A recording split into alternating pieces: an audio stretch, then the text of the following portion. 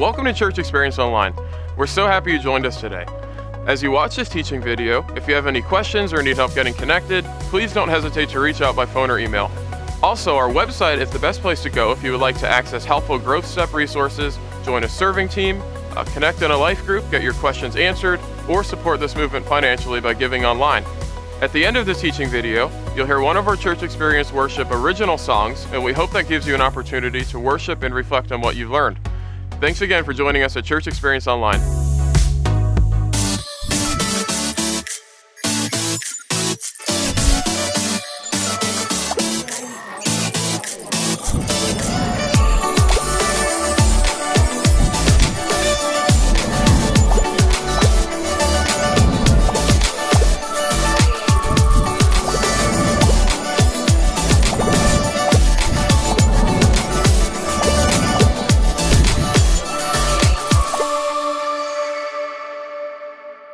Well, there's a Missouri family who took a Christmas picture that they sent out to all their friends and family.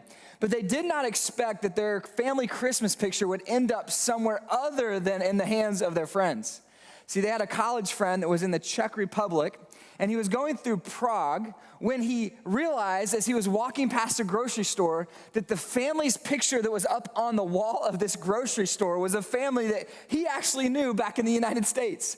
And so he reached out to his friends and he said, "Hey guys, I saw your picture up on the wall in this grocery store in Prague. Did you guys give them permission to do that?" And they said, "No, we had no idea." So come to find out, the owner of this store, Grazi in Prague, his name is Mario Bertucci, he said, "I took the photo off the internet, but I had no idea that it belonged to a real family." He thought it was just some generic picture, and it was literally this family's picture. But their friend saw it, and he said, it caught my attention. It caught my attention. I was walking past it, and I noticed it. That's an interesting phrase, isn't it? It caught my attention. That statement, it piqued my curiosity. It got my curiosity. It got my interest. That's a statement that we use often. It captured my attention. And I titled the message that way today because I believe that is a very important statement to understand, to get behind and get under, because it really influences your life. What captures your attention and what you follow. See, what you follow over time will greatly impact your life. In fact, what you follow will form you. What you follow will form you. And there's an endless flow of events and activities and commitments and groups and interests and purchases, all kinds of things that have the whole stated purpose of getting your interest, capturing your interest and attention, pulling you in and causing you to follow it, to engage in it, to make the buy, to make the commitment. And some of those endeavors are actually really good things. Some of the things that we follow, something new pops up and hey, everybody's talking about this, or someone's telling you all about this new product or this new opportunity or this thing to be involved in. Some of those things can actually be good. But I've found that over time, many, if not most of those things can actually be a distraction and drain the very limited time that I have for the purpose that I'm here on earth for. And there's so many things that will try to get you to follow them that in the end are not a blessing and a benefit to your life.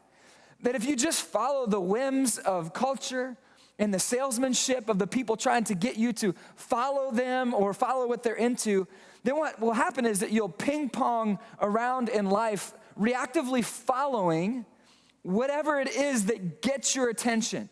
And whatever captures your attention and pulls you in will start to form you. It will start to impact your life. And so what will happen is you'll start to live a very reactive life following anything that has, a shiny wrapper. And the danger is that just because it has a shiny enough wrapper, you're tempted to taste it. And that's a very dangerous place to be because of this first lesson in your notes. And here it is. Many bad ideas are attractive. Have you learned that yet in life? That many bad ideas are actually attractive. They look good, but then when you start to follow them, they don't benefit your life. I think I learned this in high school when some friends were like, "Come on, Brandon, let's watch a scary movie." Now, at that point in my young life, I had never watched a legit super scary movie before, and all my friends are like, man, it's gonna be awesome. Come on, we're gonna get together and we're gonna get in this living room and turn all the lights out. There won't be any adults there. It's just all of us high schoolers, and we're gonna watch this movie, and you're gonna be scared out of your mind, and it's gonna be awesome. Well, I didn't know what to think. I never watched a legit scary movie before. And they said it's going to be awesome. So I'm like, let's do it. And so I showed up, and the lights were off, and we're packed in on this couch, and we're all sitting around, and the movie's playing. And about 5 minutes into it, I knew that I had been oversold on how awesome it was. And I realized something about myself. I realized that I am a severe overreactor verbally. You know what I'm talking about? Like, I'm watching the movie, and we're all huddled in, and it's getting to this scene, and somebody pops out, and I'm like, ah! You know, I yelled. And the person next to me, they panicked because of how much I yelled. Right? And like 10 minutes later, it happens again, I'm like, ah! You know, I couldn't help it. Like, I would verbally react to this moment of being scared that was going on. And I realized in that moment that I had been oversold. They said it was going to be awesome, and I'm like, that's not for me. I won't live to be 40 years old if I start watching scary movies. That what it does to my heart, that can't be a good thing, right? So, but you know what happens to us all the time? Hey, you want to try this? You want to buy this. You need to go there. You need to do that. And we're constantly being sold by our world, by our culture. We're constantly being told, hey, you need to follow this, do this. And so many of those things, although there's some that are helpful, many of them, they look attractive on the outside. And they promise short-term gain. But in the end, they bring long-term pain. And they set us back from where we really need to go. You know, in the early church, there was a group of people that were coming in and teaching these very impressionable new believers something that was a false doctrine. It was not beneficial to them. And in Acts chapter 15, we learn about what was happening. In verse 1, it says, certain people came down from Judea to Antioch, and they were teaching the believers, unless you are circumcised according to the custom taught by Moses, you cannot be saved. Now, that's not actually true, but they were teaching that to these new believers. And these people who were teaching it were believers. They were of the Pharisee tradition, but they had bought into Jesus, but they were still teaching parts of the law of Moses. And this was one element of it. They were teaching them to be circumcised. And this brought Paul and Barnabas into sharp dispute and debate with them. So Paul and Barnabas were appointed, along with some other believers, to go up to Jerusalem to see the apostles and elders about this question.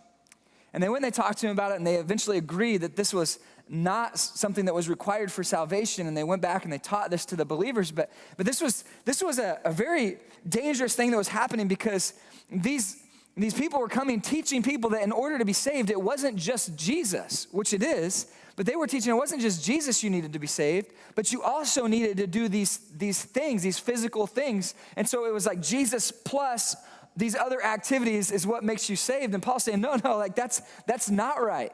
It's just Jesus. It's just faith in Jesus Christ, the grace of God. It's not your works. And if you go down that route, that's a really dangerous route to go down. Then it becomes all about what you've done. And then you can boast in your salvation, and it's not about you. It's what Jesus has done, not what you do. So this was kind of creeping into the church. And I think for us to understand this and to go some deeper layers into this and learn some more, we need to understand what they're talking about when they say circumcision. Right? And I know some of you are like, oh, Brandon, you're not going to go there, are you? I'm like, oh, yes, I'm going to go there. We're going to talk about it in church. I know that's like the word that you see throughout the Bible in the Old Testament and the New Testament. And you're like, circumcision. Skip the chapter. I don't want to talk about that. Why is that even in there? But you need to understand this, because it has some really big implications for this story. See, circumcision, it started back in Genesis chapter 17 with Abraham. God came to Abraham and he made a covenant with him. And he said, Abraham, I'm going to be your God and you'll be my people. And you're going to grow as a nation. And they did, eventually became the nation of Israel. And Abraham at 99 years old, God says to him, I want to form this partnership with you. In fact, it's more than a partnership. He called it a covenant. And he said, this covenant is going to have a physical and exterior sign of the interior commitment of your heart. And that commitment is circumcision. That's going to be the physical outward statement of an inward physical commitment that you're making. So circumcision was never about the physical cutting away of the flesh in a very intimate place. It was always about something more personal, more intimate, and that's the inside of your heart. And now, one of the reasons why God chose for it to be circumcision is because it is an exterior physical thing, but it's a very private thing that's just really seen by mostly you and God. And they would see it on a regular basis whenever they would relieve themselves and be reminded of the covenant that they made as a nation to God. And they were instructed to circumcise their children on the 8th day, their male sons on the 8th day after they were born, they would be circumcised. And this was an outward reminder of something that happened spiritually on the inside of their heart. And it was a very close thing, a very personal thing, just in the same way that nobody can know the condition of your heart, right? People can see what you claim on your social media status, follower of Jesus, or what you indicate on the census, Christian, but only God knows the condition of your heart. If the content of your character and the depth of your commitment to Jesus is only really known by him. And so it's a very personal, very intimate thing, and it was meant to be that. But it was a statement of what was a deeper spiritual commitment. A wedding ring is interesting, and when a groom puts this on, in a wedding ceremony, which I've officiated many, I'll usually say something about how this ring has an unending circular shape to it. And the commitment you're making today is meant to be an unending commitment for the rest of your life. And part of the vow is forsaking all others, keeping yourself alone for this one person for the rest of your life. And most people will have a ring and they'll wear it on their finger. Some people will wear it around their neck on a chain. Some people will get it tatted on, or they'll do different creative things. But whether you wear a ring or not, your commitment, your vow is what really matters in your heart. And so you can be faithful to that person and fulfill your vows without wearing a ring. But you can also wear a ring and make a vow and still not be faithful. You can be unfaithful even though you're wearing the ring. And so, in other words, circumcision is very much like that, because it was never really about the physical, because you can be unfaithful to God and physically, show, hey, I'm a believer, but then in reality, in your heart and your spirit, not be faithful. But on the other hand, you cannot be faithful in, you cannot express something physically and then be unfaithful in your heart and say, I've still been faithful to God. It's always been about the heart. One Bible teacher said, well, why couldn't God, to make this statement, why couldn't he do something like, give everybody a tattoo or something like that? Wouldn't that be a little bit better? A little less bloody and gross and all that stuff. And he went on to say, well, maybe that was the point, is that it was bloody and it was real and it was severe, because sin is severe and dire and gross. And the penalty of sin, which literally cuts us off from God, it separates us from God, is a big deal. But in Colossians chapter 2, it says that we've been circumcised in Christ, that our circumcision is now a circumcision of the heart. After the time of Jesus came, that our circumcision, our commitment to Christ, our covenant with him, it's not a physical exterior one. It's not one based on what we do. It's not based on the law, but it's based on what Jesus has already done on the cross. He's cut away the sinful flesh of our hearts so that we can be united with Jesus. It's a very powerful and very bold statement that he made to say that we are circumcised of the heart. So now that you have some of that background on what circumcision is and all that, and we went there, we did that, we talked about it, let's go back to this very interesting story where these people are coming in teaching the new church that they need to be circumcised in order to be saved. Paul speaks to this in Galatians 5.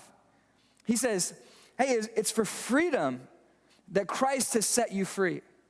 So stand firm then, and do not let yourselves be burdened again by a yoke of slavery. He says, mark my words, I, Paul, tell you that if you let yourselves be circumcised, Christ will be of no value to you at all. Again, I declare that every man who lets himself be circumcised, he is obligated to obey the whole law. Now, he's not saying that circumcision physically is a bad thing. He's saying for those who are doing that, if you're allowing yourself to be circumcised because you believe that's your way to be saved, then Christ is worthless to you, because you're depending on your salvation through a physical step that you're taking. He goes on further in verse 4. He says, you're trying to be justified by the law and have been alienated from Christ. You have fallen away from grace. For through the Spirit we eagerly await by faith the righteousness for which we hope. Verse 6, for in Christ Jesus, neither circumcision nor uncircumcision has any value. The only thing that counts is faith expressing itself in love. So he's saying the only thing that really matters is your heart, the condition of your heart. And that's what it's always been about. It's not about the physical step. And why is he making such a big deal about this? Why is this such an important thing? And why is it mentioned so many times throughout the New Testament specifically? Why? It's because it was so important that the church understands, and it's important that you understand that your relationship with God is a heart issue. It's not about all the physical things in your life that you do or that you partake in. That's not what creates your standing with God. It's through faith in Jesus Christ and that you follow him. And Jesus is everything that you need. It's not Jesus plus something. It's Jesus plus nothing is everything. He's everything that you need. And there's increasing layers of difficulty and problems if you start to follow other things in this world with your heart. You start to give yourself to them. I'm not talking about being committed to what you do. Colossians chapter 3 tells us that we should be committed to what we do, work at whatever you do with all your heart. But if you give your heart to something other than Jesus, if you give your life, if you surrender your life to something other than Jesus, and you start to give your attention to and follow something with the passion that you should follow Jesus with, it's gonna start to form you, and it's increasingly dangerous. The first layer of danger if you start to give your life to other things other than Jesus is this: that you will be busy doing things and occupying your life, filling the limited time you have with things that are not your purpose. They're not the why you're here. And Paul here, he's telling the believers, like, you don't need to do that. And maybe the first layer of this is like, why would you spend your time doing that? That's not required for salvation. And you want to make sure whatever you're engaged in, that the purpose is good. In Galatians, Paul instructs the church in verse 17. He says, those people, they're zealous to win you over, but for no good. What they want is to alienate you from us so that you may have zeal for them. He says it's fine to be zealous, listen, provided the purpose is good. So it's good to be passionate. Pour yourself into the things in this world, but make sure that the purpose is good, that it's for God, it's from God, it's about God, and you're doing it with God. So don't lose purpose and be distracted. So that's a first layer of danger if you drift into following things in this world other than following Christ. But there's a more significant layer of problem if you start to follow things of this world and give your life to them. And that's found in Galatians chapter 5, where Paul starts to talk about sin. And that's sin and failure, and what sin can do and how it can devastate your life. Galatians chapter 5, down in verse 19, he says, the acts of the flesh are obvious: sexual immorality, impurity, debauchery, idolatry, witchcraft, hatred, discord, jealousy, fits of rage, selfish ambition, dissensions, factions, envy, drunkenness, orgies, and the like. He says, I warn you, as I did before, that those who live like this will not inherit the kingdom of God. So he says, sin will mess you up. And here's some examples of what that looks like. And you know what that is. But then he contrasts that to the way of life in verse 22. He says, but the fruit of the Spirit is love and joy, peace, forbearance or patience, kindness, goodness, faithfulness, gentleness, and self-control. Against such things there is no law. So on the one hand, you have the acts of the flesh, which lead to death. And on the other hand, you have the acts of the Spirit, which lead to life. And he's like, you have a choice to make. And whatever choice you make is going to severely impact your life. And so follow Jesus, follow the way of the Spirit, because that leads to life. And there's no law against that. But if you follow the way of the flesh, it's gonna not only capture your attention, but it's gonna capture your freedom. I put it this way in your notes: sin sabotages my freedom. Sin sabotages my freedom. It holds me captive. Probably one of the most severe stories I remember of being captive, it came years ago when I was sitting on the couch working on my laptop, and one of my kids came up to me, and I didn't even pay much attention to it, but they just came up to me and slapped some metal handcuffs onto one of my wrists. And I was there typing, and I noticed in my peripheral vision that they were about to slap the other pair of cuffs on. And right before they did, I said, hey, hold on, where's the key? Where's the key? And they said, I don't know, Dad. I'm like, well, go get the key and then come back. I don't mind if you put the cuffs on, I'll play along, but not unless you find the key. See, I had bought these metal handcuffs years before as legit real handcuffs. They're metal cuffs that you need a key to get out of. And I knew that if there's no key, I'm not getting out. So I said, well, before you cuff me, go find the key. They came back minutes later and like, Dad, I can't find the key. I'm like, what do you mean you can't find the key? You just cuffed my wrist. Like, Dad, I don't know where the key is. I'm like, well, go look harder. They came back a long time later and they, Dad, I've looked everywhere. There is no key. I'm like, you just cuffed my wrist. Like, there's got to be a key. I'm going to help you. So our whole family joined a search party around the house, looking for this key everywhere we could not find the key anywhere. I finally got to the point where I gave up. I'm like, we're not going to find this key, and I'm stuck. I'm not going to stay like this. So I'm gonna go see if I can, Jen, I'm going to the store to see if I can find another pair of handcuffs to buy so I have the key to get out.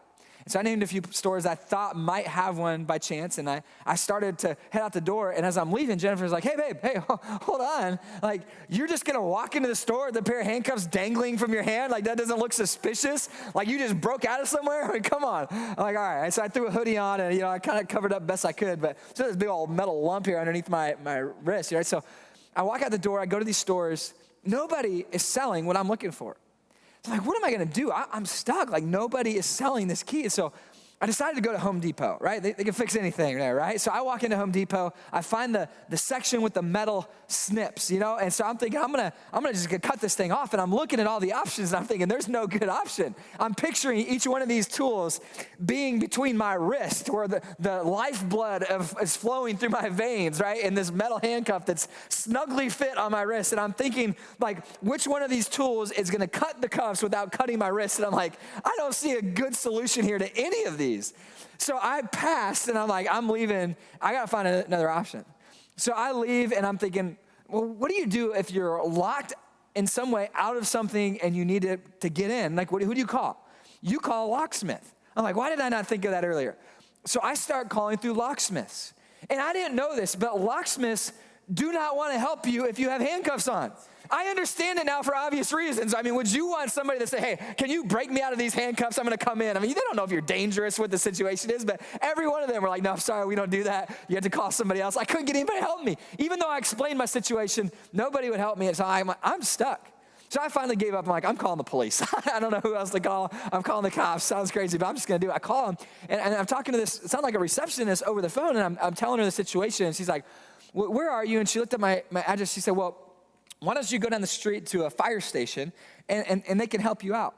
So I go into the fire station. I'm like, hey, guys, here's the story. I'm stuck in these cuffs. I didn't do anything wrong, but it's my kid. He locked me up. Can you help me out? And they're like, man, I'm sorry. We can't help you. You're going to need to go to the police. I'm like, I just called the police. They told me to come to you. So finally, they send me down the street, and there was an accident not far from here on Landmark, here on 580. It was right down the street, and there's a couple cops on the side of the road for an accident. And so I slowly, cautiously, carefully walk up. Hey, I'm good. I'm not a criminal. Don't throw me to the ground. But can you help me out? And I explained the situation. The officer was very happy to help me. He goes in his car. He comes back out with these utility tools, and he starts to work on my wrist. It's in that moment. Have you ever had something happen so fast and crazy that you didn't have a moment to think about it? It was in that moment while I'm there on the side of the road, right down the street from our church, cars passing by in daylight. The cop is holding my wrist. I'm in handcuffs. It's in that moment that I think where I have come. I'm like, because my son slapped this on my wrist, I'm standing here. It looks like I'm being arrested. This is horrible.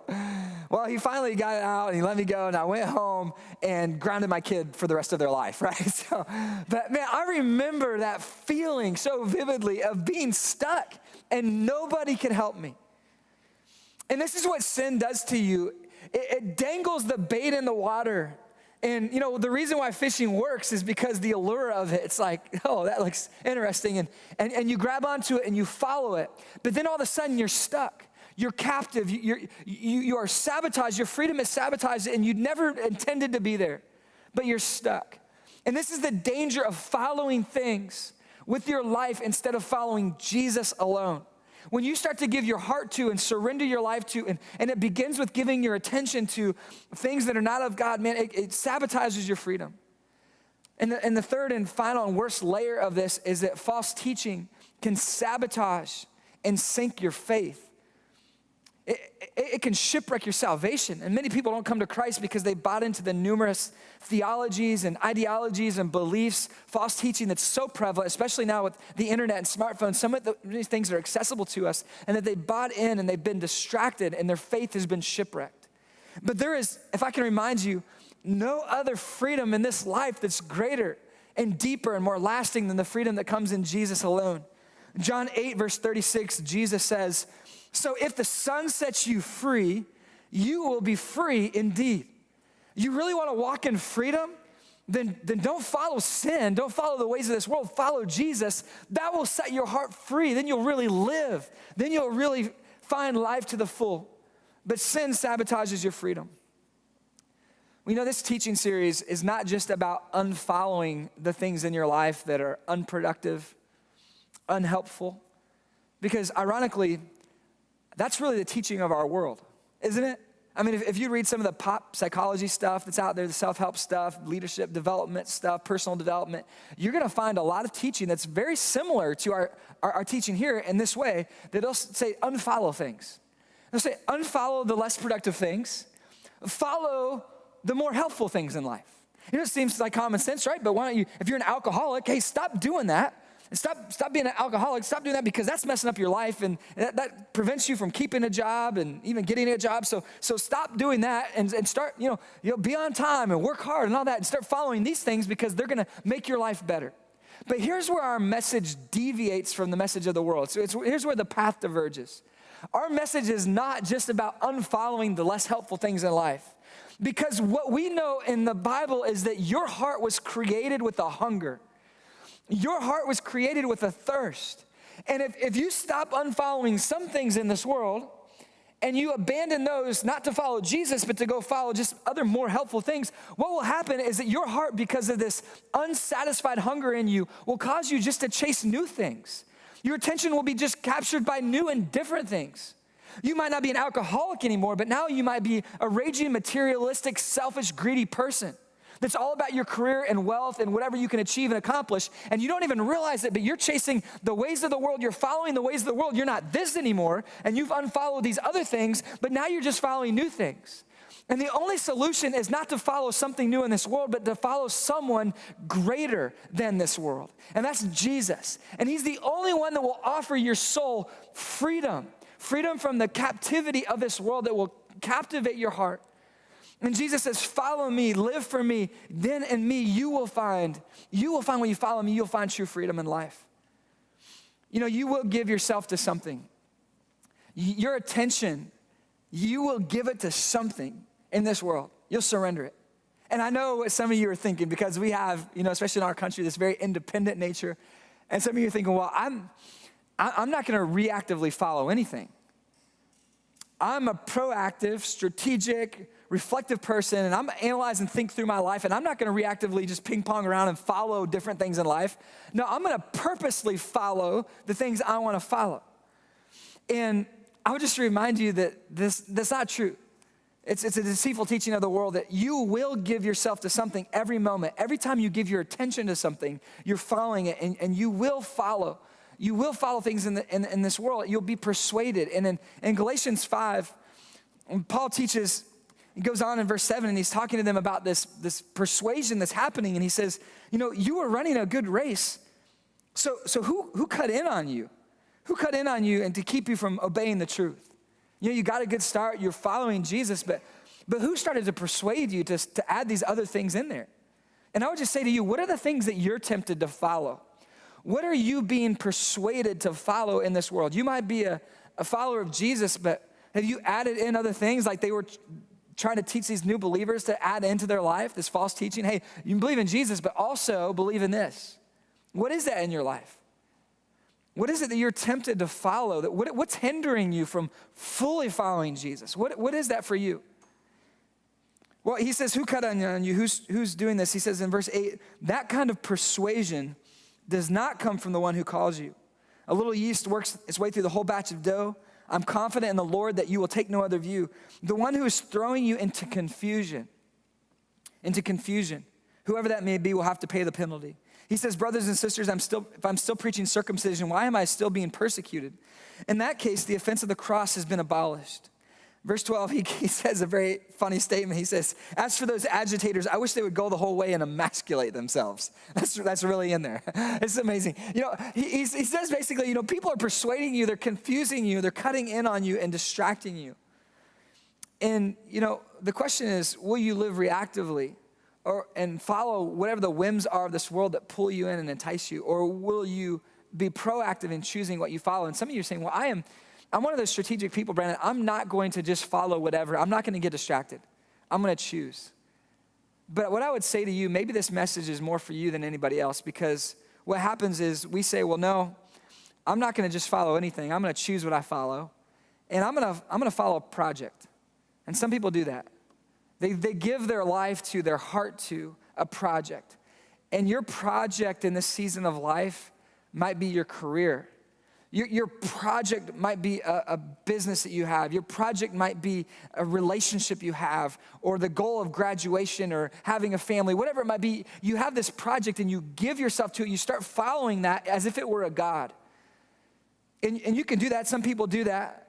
But then they realize that that's not enough. And so some people give themselves to a purpose. And everybody has a purpose and a cause these days, and so they start living for a purpose. I want to do a lot of good in this world. I want to help a lot of people. I want to be about advancing this cause. And you can give yourself to a purpose.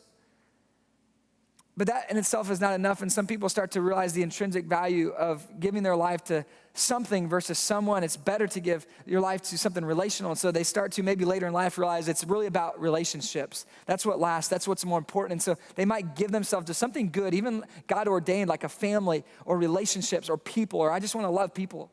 But even by choosing to purposely follow these things, you're still following something other than Jesus. And I'm just saying, no matter what that thing is and no matter how good it is, that will let you down over time. Because what you follow will form you over time.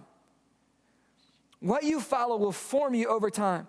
And so if you make your life all about a project or a purpose or even a person other than the person of Christ, that will let you down over time. That will start to shape you and change you and distract you from where you really need to go.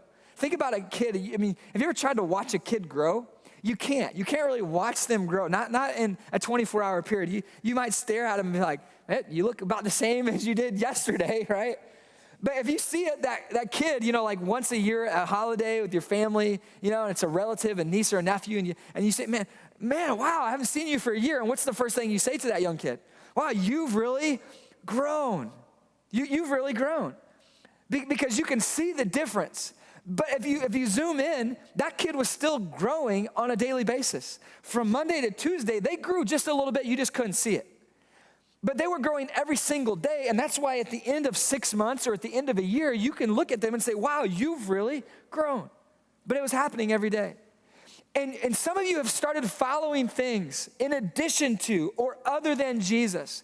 And you don't even realize the change. And this is the wake-up call, because you've started giving your heart and your life to something other than Jesus, and you're following it, and it's subtly changing you. Because whatever you follow forms you.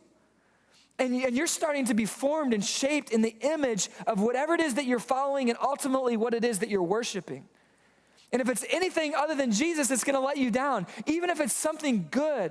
Other relationships, a great purpose or a project, whatever it is that you're following, it's going to let you down. And here it is, it's in your notes. Only Jesus will satisfy my deepest hunger.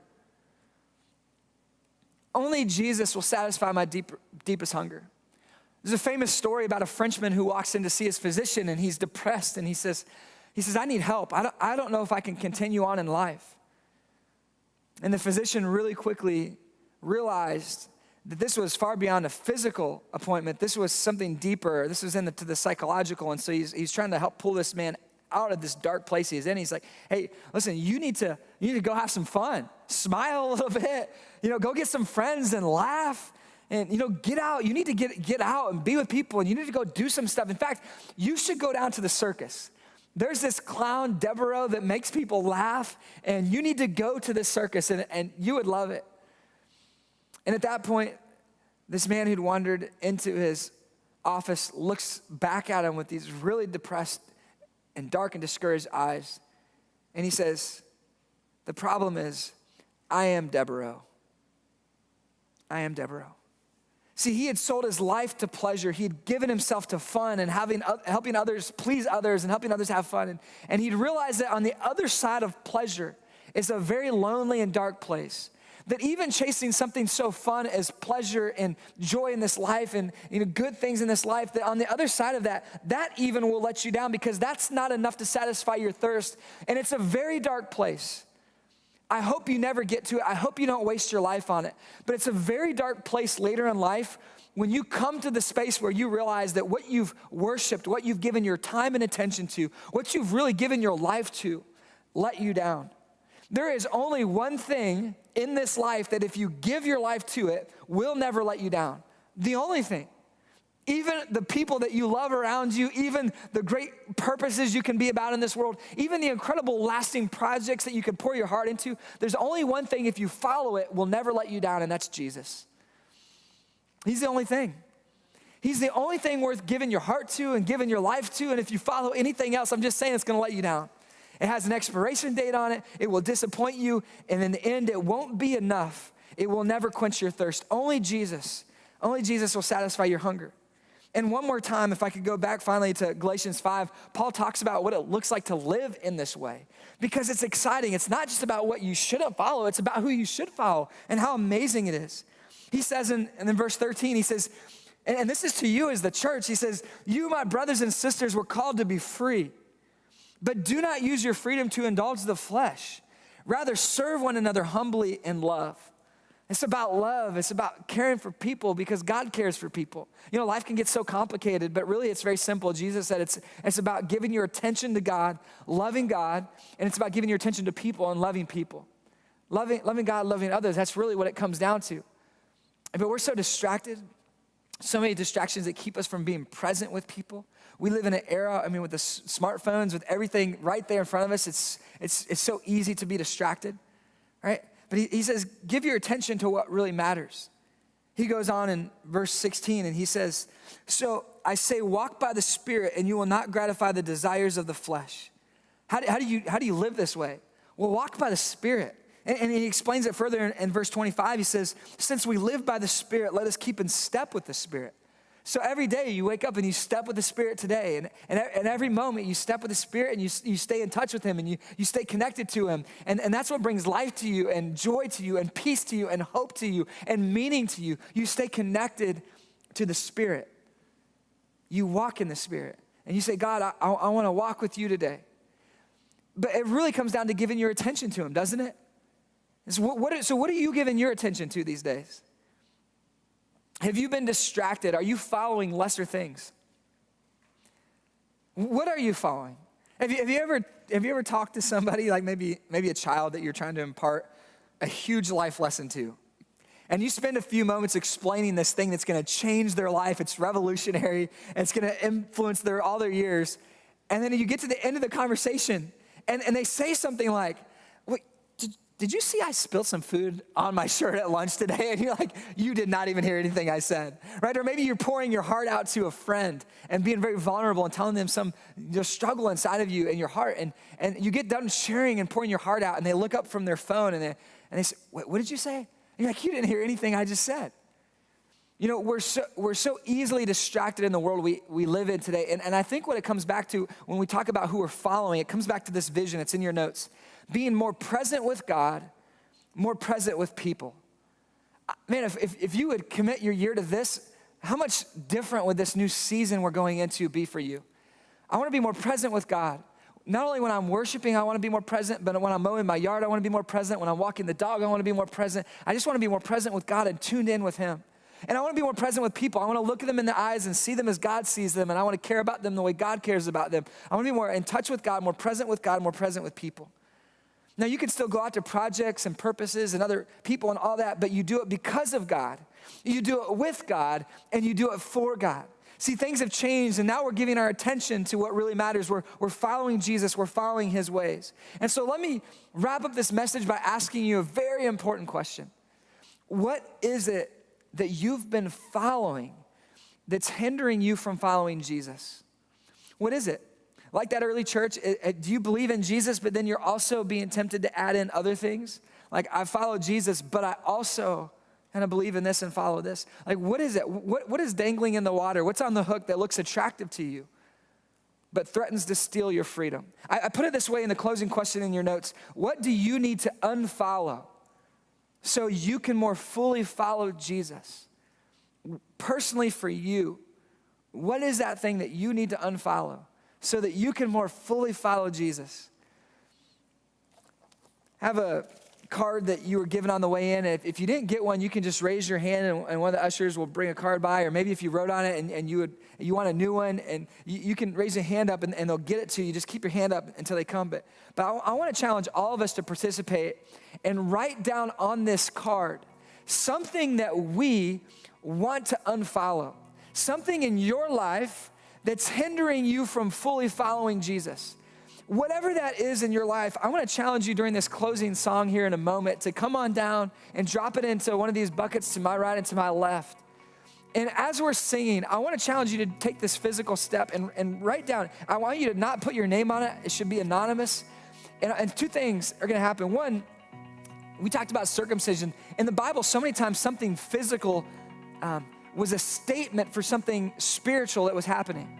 You know, they crossed over the Jordan and they piled up the stones, something physical to remind them of what God was doing, right? Circumcision was a physical act to remind of something inside spiritually. I want to challenge you as we close today to do something physical and write down what you want to unfollow as a first step and drop it in the bucket saying something spiritual is going to begin changing in my life. And then what I'm going to do is I'm going to take these anonymous cards and I'm going to spread them out this week and I'm going to look at them. And over the coming weeks ahead, it's going to get real and it's going to get raw as we talk about the very things that you're saying that you're wanting to unfollow so that you can more fully follow Christ. And each week throughout this teaching series, I'm going to prayerfully teach through the things that you're saying are a problem in your life that are keeping you from following Jesus. And it's going to help all of us grow closer to Jesus. So I want to challenge you to write that down and during the closing song, bring it up because I hope that you will unfollow the things that keep you from following Jesus. Right on? Thanks for joining us at Church Experience Online. Please don't forget to check out the website if you'd like to get more connected, learn more, get your questions answered, or support this movement financially. You're now going to hear a Church Experience Worship original song, and we hope this gives you an opportunity to worship and reflect on what you learned today.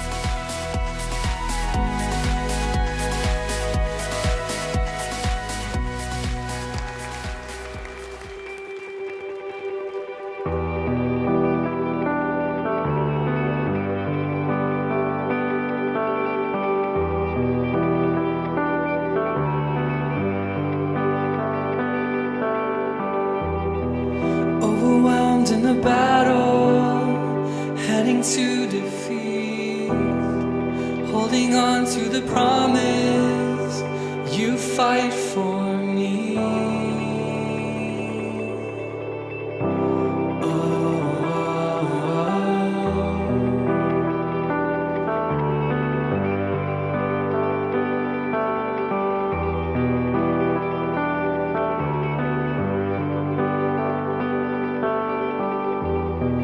Overpowered by the storm and by the raging sea, anchored onto the promise, you're holding me.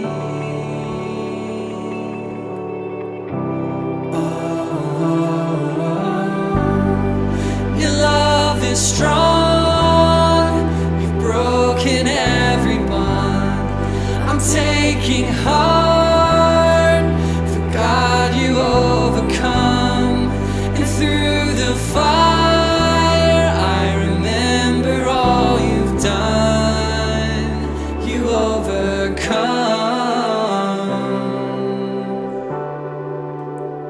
You overcome.